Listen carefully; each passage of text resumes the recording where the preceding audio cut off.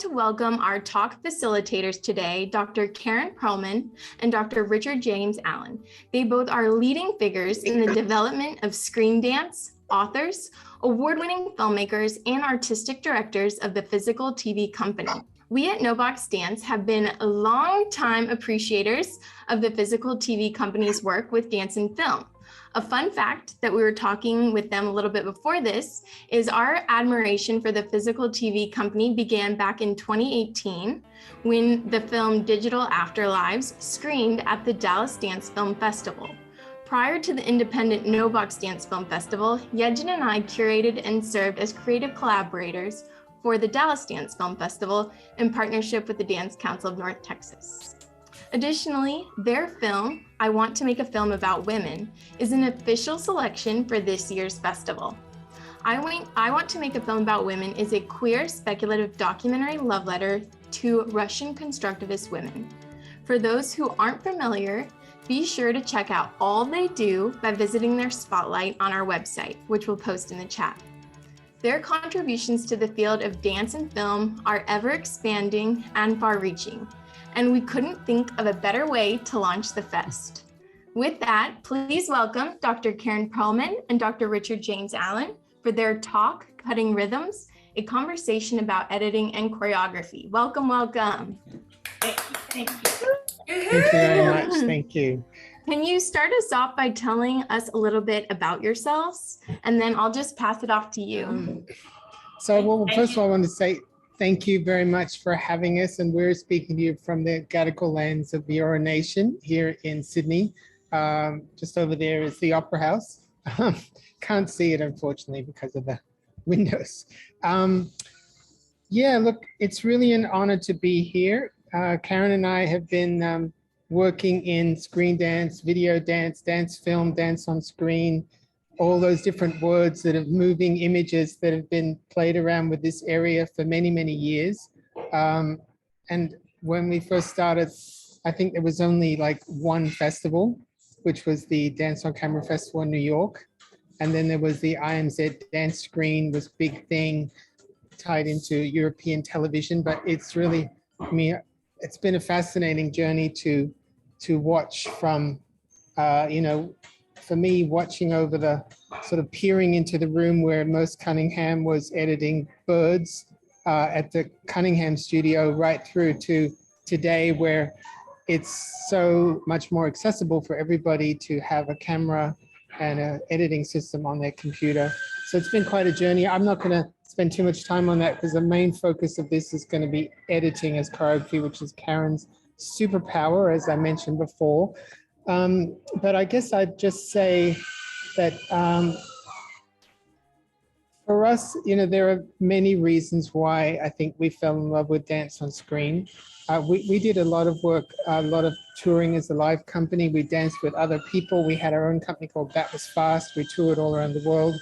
But even then, with our live work, we called it a cinematic blend of text and dance action. So we were always looking for a kind of a three-dimensionality to our work when it was on stage and on screen.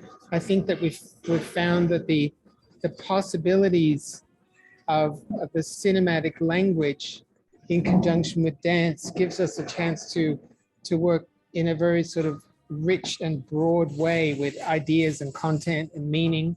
And I guess my little point here, and I'm happy to talk some more later if anyone has any questions, but if you were saying, do we have any advice or whatever?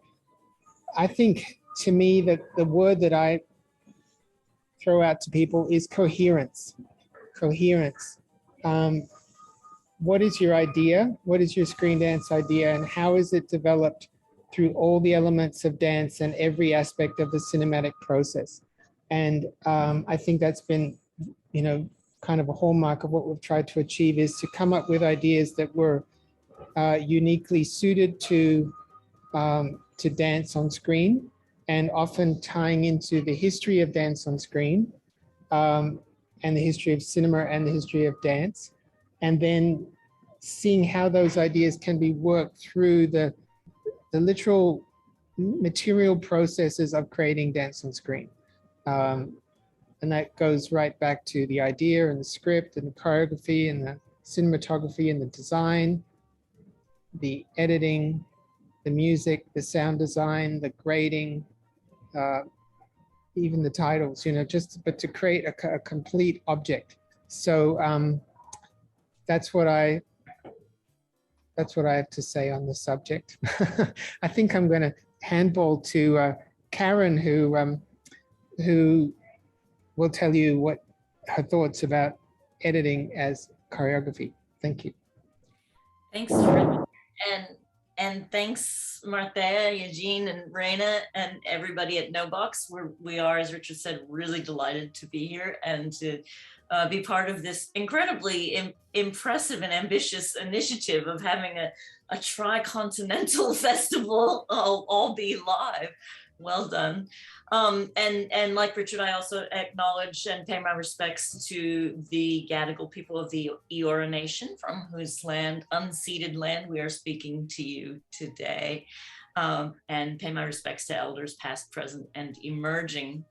And also, we pay our respects to the elders of dance film and the elders of film editing. That is, to me, editing was my in to making dance film. I started my life as a dancer, as most people, I think, who make dance films very often have that strong connection into dancing and live dance and making work that way. And there becomes a really interesting question at a certain point in your life. You go, okay, been there, done that. Opera house stages of the world, love it. Dressing rooms of the world, great. Now, am I going to keep doing that? No, enough. But what do you do with all of that skill that you've, decades of skill about movement and making movement make meaning and making movement move around. So I think, as Richard was saying about the accessibility of dance film, a lot of people are turning to moving image media, especially since COVID, to sort of say, well, can I dance through this media? And what Richard and I did when we were making that transition was also to really immerse ourselves in the history of the form and in the understandings of the elders of film and cinema and what they might have to offer us and to teach us, really. So I thought what I might do is just share my screen. I know that's a little bit impersonal, but you get to see pretty pictures, which is very fun. Yeah, talk to you about what happened when I made a transition from dancing to being a filmmaker was with my attraction to editing, in particular as a form of choreography. I went to film school. In fact, I went to like 3 film schools.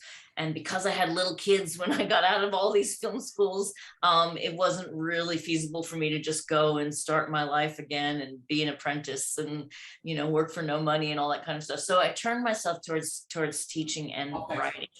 And in fact, this book, Cutting Rhythms, Intuitive Film Editing, is my PhD thesis turned into a book. And one of the core arguments is that editing is a form of choreography. And what's coming out of that kind of argument is this idea that an editor shapes movement, right? I mean, we're making moving images, movies. So that's really what we're working with is movement. And what happens is we're doing it at more than one level. So it's not just the physical level, it's also we're designing the movement of events. So you think back to, when you make a dance, you say section 1, section 2, that kind of translates in a way in narrative film to this scene and that scene or this sequence. So the movements of events is really an important thing for keeping attention going through the edit. It's also about movement of emotions. And for us as dancers, I think we experience that movement of emotion as different qualities of movement. We move slowly or we move energetically, these really convey emotion. So I know that Richard, when he's working as an actor, which he does quite a lot now, he's really drawing on that background in dance of expressive movement and expressive movement qualities to hook people in emotionally to what's going on in their experience of the film. And then, of course, we're dealing with the movement of images and sound, which is the literal physical movement. Is it sharp? Is it smooth? Is it connected? Is it colliding? These are all kinds of questions that, in a way, we ask ourselves as dancers and choreographers, but we can translate that onto the screen and think about that really differently because we have this magical tool of editing that can disrupt time and space in the way that it does. So we're trying to make all these different kinds of movements into some form that's going to be exciting for an audience. How do we do it? I think that is the key question that you folks at No Box Dance are hoping I'm going to get to here. Well, it depends.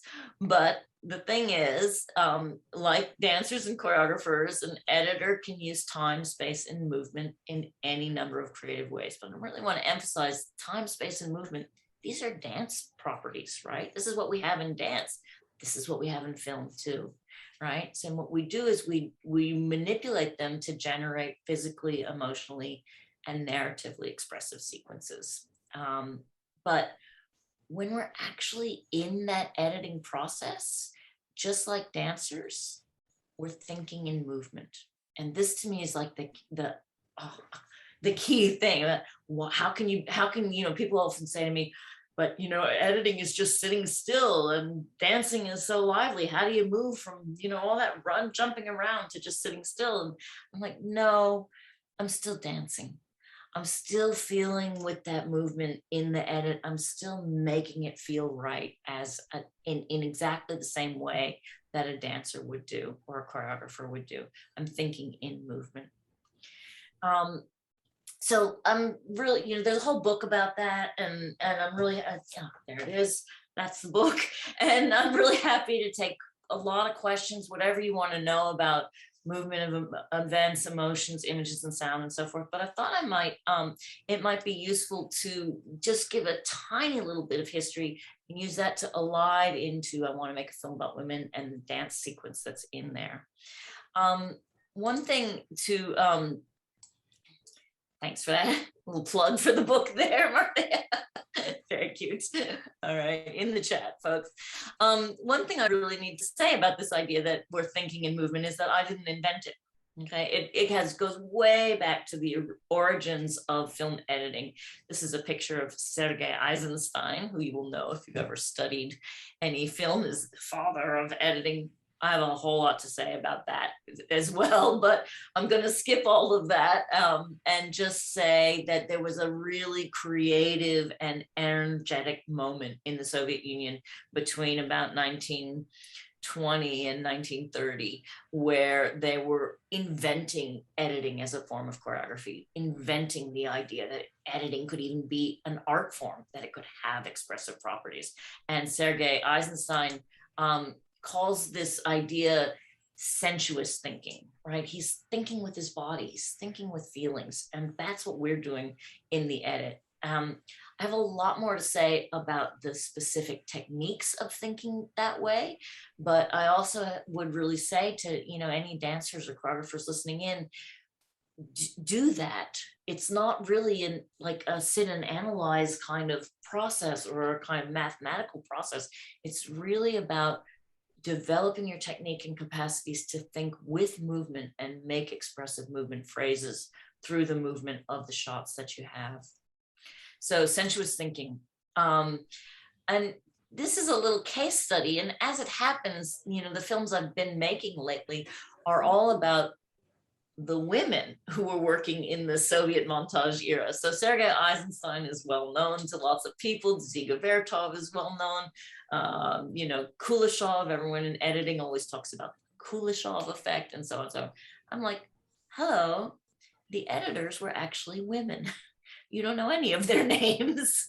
Let's have a think about who's actually doing some of that sensuous thinking, that act of cutting, of making the exact joins where movements flow together that create those expressive phrases.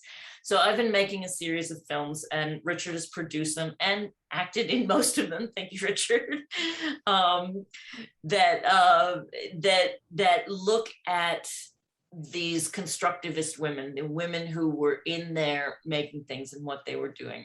And I guess what I would want to say about, you know, whether this is a dance film or not, is that as with all physical TV films, what we're doing is we're thinking cinematically about dance, and we're thinking choreographically about story, right? So we're thinking choreographically about how does this convey itself in movement? It comes from a choreographic idea, and hopefully you'll get to see this film on the festival and get to see the way even the parts that are more narrative parts, not dance per se, are all about movement, all about the interchange of energy and movement between the figures on screen and how they are making their world as a form of choreography in a way. So thinking choreographically, we are prioritizing the visible and audible movements in the film over other types of movement. Cool. And as Martha said, queer speculative documentary love letter to Russian constructivist women. And it's the third in the trilogy, drawing on the techniques and ideas of Soviet women editors. So what the film depicts, among many other things, is the generation of a dance film. So the figure you see on screen right now, she's an actor, Inga Romantsova, who's playing a woman named Varvara Stepanova, right, who is a designer. So you're seeing her there, and she's designing this set, and in the background you see costumes that she's designed and drawings for the costumes and so forth, and her assistant here working with her on the set and everything like that. And what they're thinking about is making a dance film, right? And we very often Shub's constructivist friends had workshops in their kitchens too. Varvara Stepanova, set designer, textile designer, graphic designer. Right, so you're seeing what's happening in the background, and I'll talk in a minute about how this works with green screen and so forth, is what she imagines. Or we cut to this little stop motion sequence where she imagines how her set might come together, right? So we're doing a whole bunch of layering here with what film can do. Can it, you know, convey someone's imagination? Can it convey their intention? Can it show us the working process in this choreographic way? So that's basically, most of the film is about that process as a choreographic process of bringing something together. Yes, we got that. What you're seeing on screen now is a rehearsal for the dance scene. And I got to tell you, I'm going to talk right through it because it is very, very boring. I mean, you can watch it. It's, you know, it's fun. You're like, oh, this is so boring. What, you know, these movements that they're doing, they're quite dull, you know, they're all very kind of rigid. And I'll just, you know, tell you while you're looking at this a little bit about the process of making it. Richard found all of these dancers, they're all his mates because he still dances every day. And he brought in all of these wonderful people, and they each created, I showed them some movement kind of dance of the time. I threw them some movement possibilities, and they each created a couple of little phrases. And what you're looking at here then is the manipulation of those phrases into a structure. So it's a kind of an ABA structure. It starts with them all spread out, then they all come together, and they remanipulated their phrases to go, you know, into this connected form, which they do on various different facings. The camera operator is getting bored of the rehearsal and zooming in real fast on them. And then they come out again, and they go in again, and they go out again. The whole thing takes about 3 minutes to go through. And they are doing it on the set that's been built for them. And as you can see, the transitions are really loose. Like, they're not, I know they're never going to be in the final film. I don't know what the dancers know. It'd be interesting to ask them sometime if they think the whole dance as they're performing it is going to be on, but I knew it never was going to be. And behind them, you see a green screen. I'll talk some more about that in a minute. So that's the rehearsal. That's the whole dance. I'm not going to show any more of it. It's nearly finished anyway. In the devising process, the movement was accumulated by the dancers. It's manipulated into duets, quintets, repeating phrases, locomotive variations, different facings, tempo, interactions, which I design into an ABA structure. They spread out, come back together. But what I'm going to be doing in the editing is re-choreographing, right? I'm using the most dynamic bits of each shot and lengthening or contracting arcs of movement to make the most effective use of the energy, speed, and direction. So let's just see what happens next then. What happens next, this is Meg, she's the cinematographer. This is Richard, he's the producer and dance captain at this point. And I just want to pause for a minute to emphasize how incredibly important producer is, right? There's not, I'm making a whole bunch of decisions, but everybody that you see is actually a creative author of the part that they're doing. And what the producer is doing is holding all of that together from the central idea that Richard talked about earlier, all the way, and making sure that that is what reaches all the way to the end, and that everybody is doing their part in bringing that into being. So this is just an image of that process. What you see here now is one shot. So we shot this, Richard, you might remember, we shot a day and a half of the dance. So it was a full day with the dancers and then a half day with the actors. I don't know, I guess we had 2 cameras, and probably from that 10 hours of shoot time, we probably ended up with 2 or 3 hours of rushes. This is just one scene. I've set the camera in a particular spot. These 2 are doing their phrases as they would in space, but they're actually in a different space than they really will be later. And that allowed me to just put the camera somewhere, cameras over here where they could get a different angle on them. They're doing their phrases first, and in a minute, they're gonna start improvising. And this is what gets really interesting. And here's the challenge for you folks, okay? So this is a 3-minute dance. I've got, say, 3 hours, 2 hours, maybe 2 or 3 hours on 2 cameras. So I've got between 4 and 6 hours of this material. The final dance is only going to be 50 seconds long.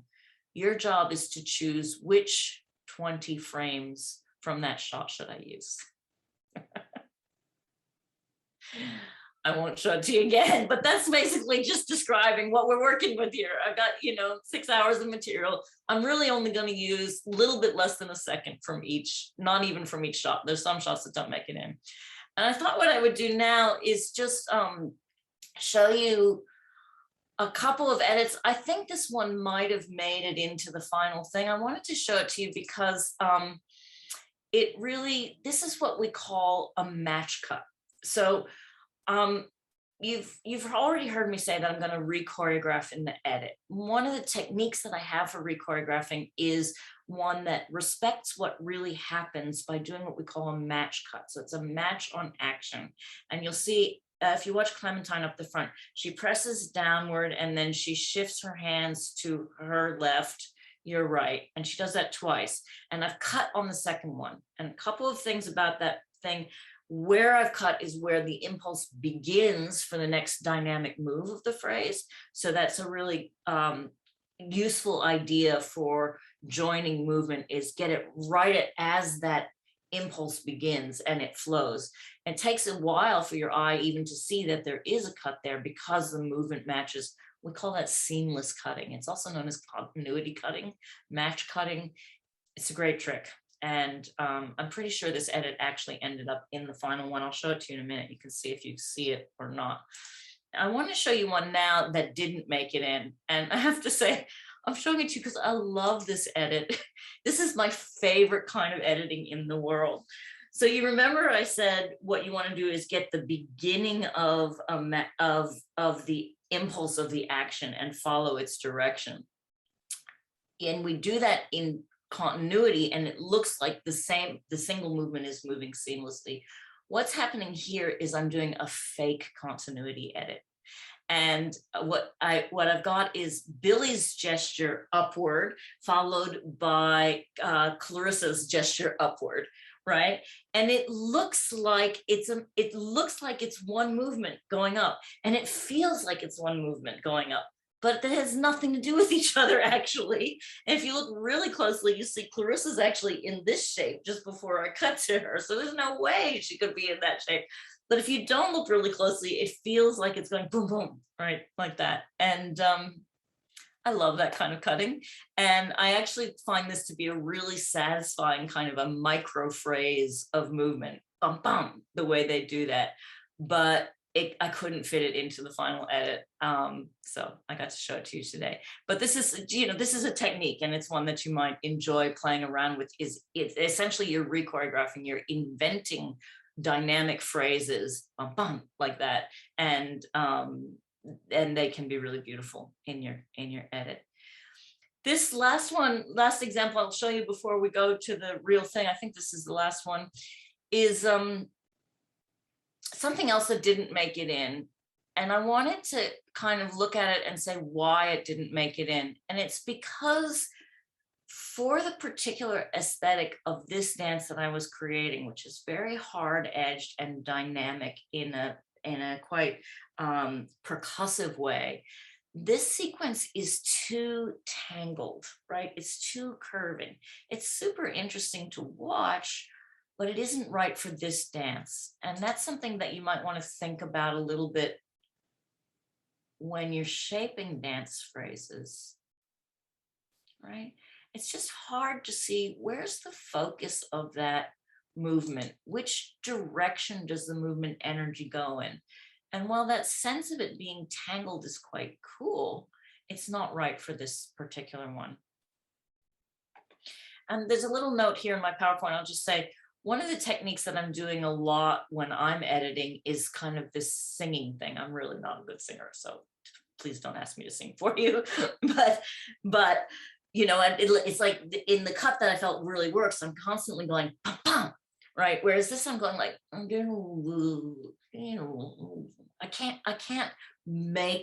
can't sound the phrase that I'm looking for from that sequence of shots.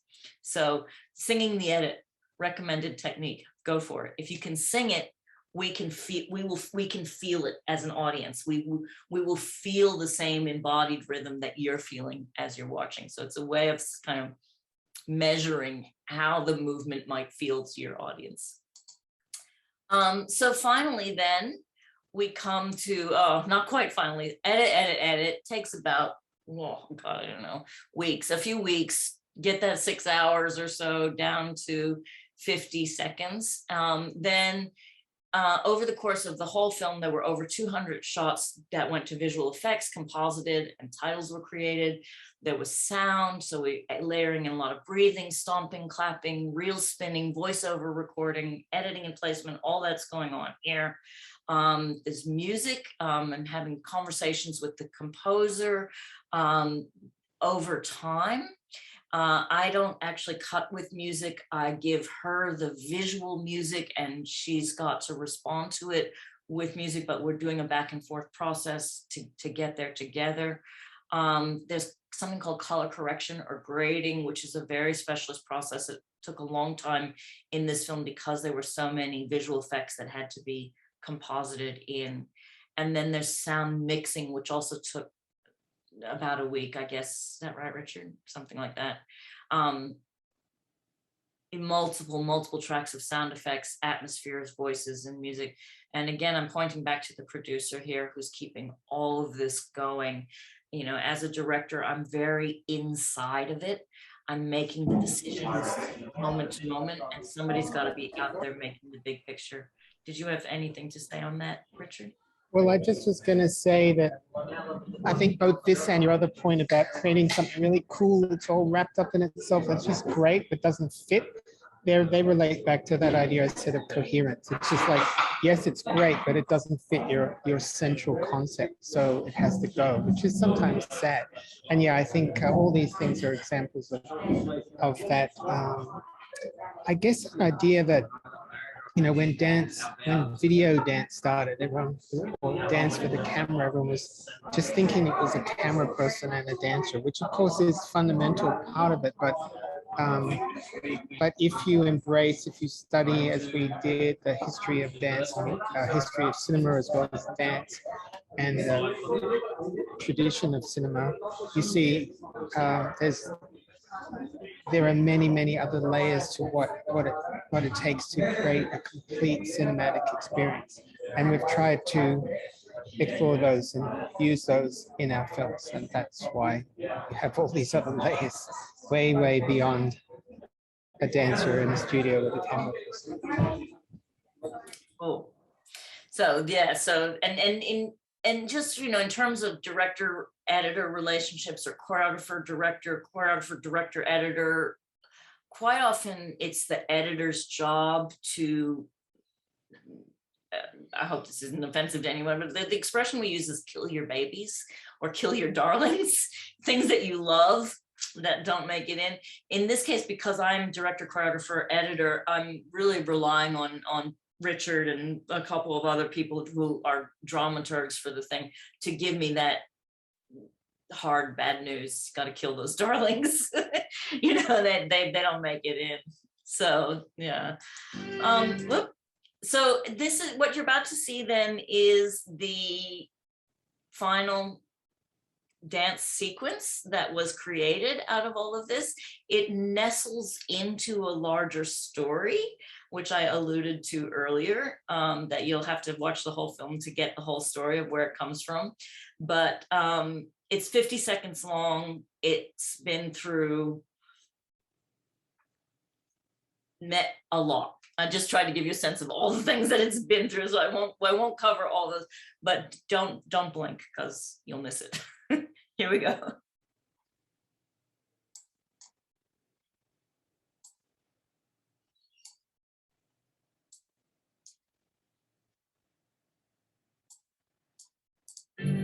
I am more than a muse.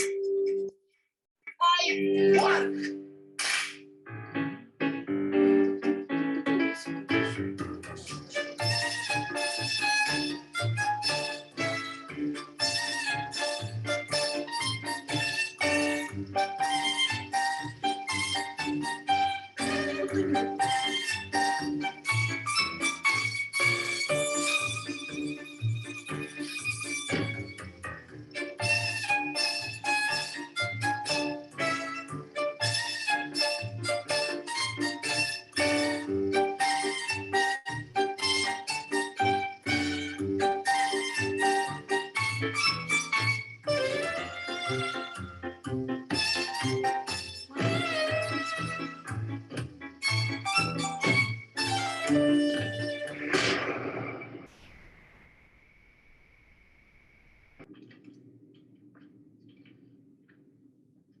Stalin never actually killed any filmmakers. He just kind of starved them.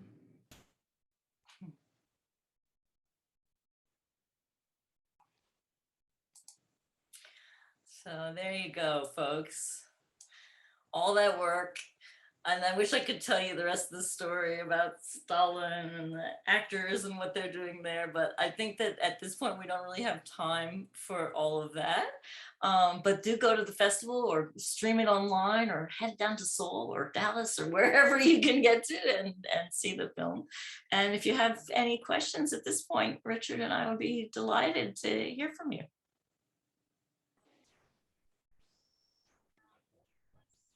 Thank you so much, Karen Richard. This is so exciting. Just say I love it that you're playing this film in the Dance Film Festival because you know, it's played at a lot of straight up and down film festivals and also feminist film festivals and LGBTQ film festivals. But it is, as Karen said, completely imbued with a choreographic sensibility. So the whole film really is, as she said, a kind of about the creation of a movement, of a screen dance piece, really. So it's actually really good, even though that the specific part where you see dancers is quite short. The whole film is really a kind of homage to the creative process. Yeah. Questions? Bart, thanks for playing our film at your festival. Thank you. This was amazing. I do have a question. Oh, you want to go? Oh, Bart, you want to ask your question?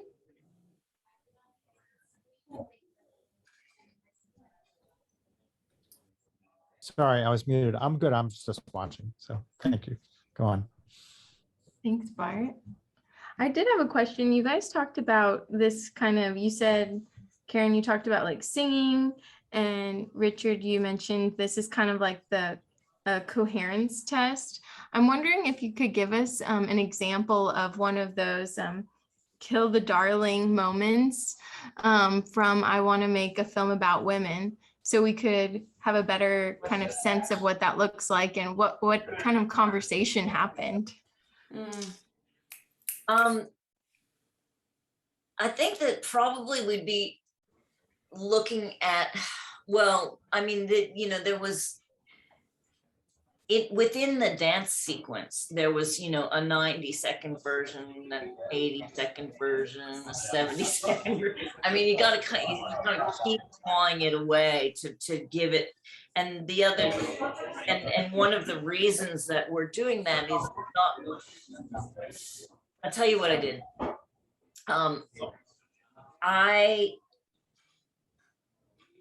I was struggling to get rid of stuff. It was too long. The dance sequence was too long in the overall. It needed to have the appropriate weight and rhythm in relation. And this is what I'm talking about, movement of events in structure. It needed the right weight. But I was really struggling to get rid of stuff. And so what I did, and this is a very useful trick, and I really warmly recommend it to everybody, is I made a new bin.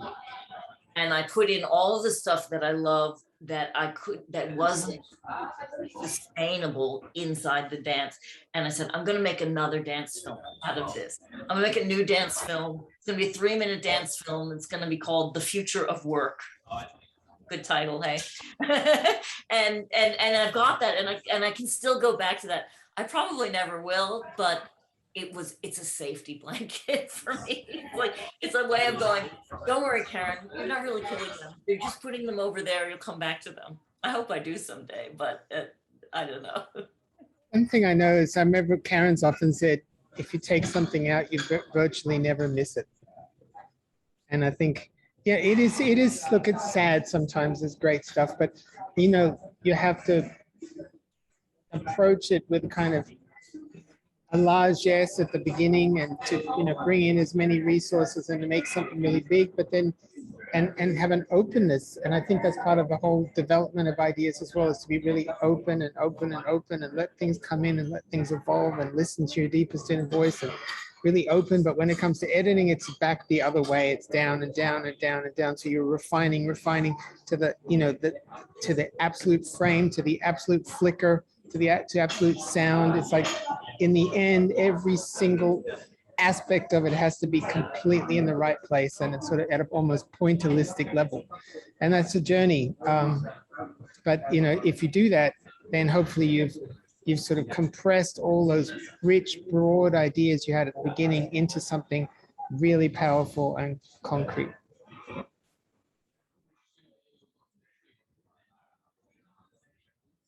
Did you have a question, Raina?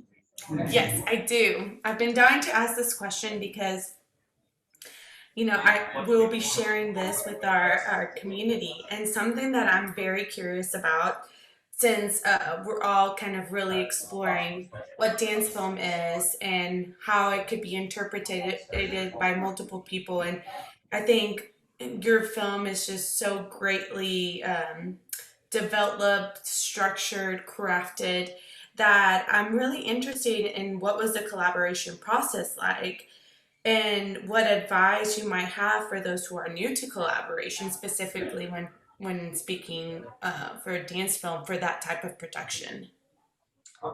That's a really great question, Raina, because I mean, it's a subject of absolute fascination to me, and in a way, it's the subject of the film. It's like, what is that invisible conversation that's happening between these women? It's never documented, but they are collaborating. They're generating creative ideas together with their tools, with each other, with the kinds of knowledges that each of them embodies. They embody different kinds of knowledge, and every body that comes into the space is bringing their excuse me, their history, their culture, their knowledge. So what the director's role is really is not to give instruction, it's to give direction, right? We're going this way. Can we take all of your understandings and stream them into the same direction? And what the producer's role is to stand outside of that process and observe, and to have develop a clear enough understanding of what direction the director is pointing in, that they can see when people are going astray. And at points, ultimately it's the director's job to make all of the decisions, to say, no, this direction, that's not the direction we want. But the producer needs to help the director to bring the right bodies into the space and make sure that those bodies understand the direction and make sure that the director is articulating the direction, and that we're all moving in the same direction. So for me, I've just been shooting a new film with some colleagues this week, and I guess my observation really is directing is a lot more about listening than you think it is. I'm listening to the subjects that are speaking. I'm listening to my colleagues that are co-directing. I'm even listening to the shots being made in a funny way. It's not, I'm watching, but it's a kind of embodied absorption of that, of what they're doing, and trying to make the sounds of all of that harmonize. And that's what directing is putting all those sounds into harmony so they're going in the same direction. Richard, do you have anything to add on? Well, as Karen said, it's a huge subject, and I think I think, in lots of ways, I'm not a traditionalist, but I think there's a reason why, in the film industry, certain roles have grown up, and there's a whole kind of hierarchical structure. And a hierarchical structure doesn't mean that everybody shouldn't be totally respected, and doesn't mean that everyone shouldn't be giving their creativity. But it's a kind of a funnel and a channel system for the development of the ideas. I was just producing another film this week, actually, and I'm not a big fan of everyone and collaborate together and just throw everything together and it'll all be fine. Usually that just creates a mess. I am a big fan of having a director, someone through which all the ideas funnel, because I think in the end, it really needs that. It really needs to kind of come through a single consciousness, but all the different people who put into that funnel, and the director can shape their work, and the producer can help funnel in and help shape. They bring all the richness and the texture, and they fill out those original ideas. So it's not to me, collaboration isn't like everybody doesn't get to contribute a whole bunch. I think everyone gets to contribute a lot, but it needs to be directed. Otherwise, it becomes just a mess. So, my feeling as a producer is, I also direct, but my feeling as a producer is I try to give people opportunities to do the best work they can ever do. And I talked to the designer of I Want to Make Film About Women, and she came onto this other shoot, and she said, oh, that's probably the best work I'll ever do. And I said, no, we'll get you back to do something else. But, that's an example of, I really tried to give people that frame to do the best work they can do. But it needs to be within the frame that's shaped by the directorial vision. So it's really interesting balance. It's not about just going crazy and doing whatever, because it has to fit in within coherence. But if the director can create a vision and the producer can share that and facilitate it, then every person involved, whether it's a dancer or a cinematographer or an editor or sound designer, composer, everyone, color grader, they're all bringing in their creativity and their incredible skill, and they're kind of communicating with all the other people in the film through the director and to some extent through the producer. And that creates that overall coherence where all the pieces fit together. That makes sense? Yeah. And then everybody should feel great. That's my feeling. Right. That was awesome. That looks to me like like we're there, folks. And I know we've got another event starting in about 7 minutes. Yeah, this is not a question, but I want to share my thoughts too. I did the translation part for the subtitle in Korean. So I watched more than like 10 times to understand and make sure I translate right. So, and it's very interesting. And also there are so many things going on, like good elements we can, and like, oh, there's words popping up. There's also like text, and also they're talking, also directors that's in the movie. So I think it's one of good thing about dance film. There are so many good elements we can choose and watch it. And I'm also very interested in how people in here, Korea, see your work in different culture, society here. So I can't wait to share their feedback with you guys too. So I'm really, really, very excited. And one more thing, there's one programming director here, the place we do this screening festival. His name is Yang In-mo, and he said, I haven't watched the trailer yet, but I just read the title. I want to, and in Korean, it's 나는 여성에 대한 영화를 만들고 싶다, if we translate your title. So he said, I just read the title and I really want to watch it before I watch even trailer. So I'm really, really excited. Oh, that's great. Well, I think, that's just, I'll just say on the title that, with all the talk we've had about, coherence and stuff, you still need to be bold and brave. And, like that was a brave title. When Karen, it's a quote from SBShub, she wanted, in an interview, I think, is that right, Karen? She said she wanted to make a film, title of an article she wrote. And that, and for me as a producer, I'm like, oh, that's a very long title. Is that going to work? But then it's like, no, it's going to be great. And, it's a really bold statement, and let's do it. And so, it's a bold title to have such a long title, but it really is in fact, a very timely title, and it speaks to so many things.